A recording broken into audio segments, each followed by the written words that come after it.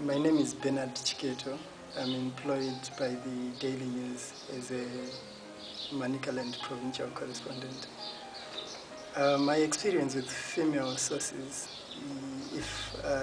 is varied, but generally those who are in positions of authority, they're a bit more cautious of what they say and their interaction with the media, and at times they would deny interviews or comments for legitimate questions, which is kind of hindering coverage. My name is Mutare.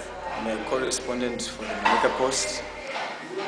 On the issue of there being structures in our media house on gender issues in our articles, I think mostly when they consider gender issues is when you are writing about gender-related pieces on women. That's when they want women voices. But in general, for any ordinary piece, whether in politics or business, usually there is no policy which really requires there to be a minimum or maximum of gender consideration, including women voices in the story. And so end of day, mostly we resort to male sources who are the most predominant in our contract list for most stories, since most institutions have got males as spokespeople or as chairmen who are credible sources. My name is Crystal Ruraga. I'm a student at MSU University. I'm currently attached at Louisiana, Mutare. When I first joined the institute, they actually encouraged me to use multiple sourcing where I can include both voices of male and females in my stories, so as the stories to be balanced. I'm a freelance journalist based here in Manicaland, and I write for quite a number of newspaper organizations, mostly international.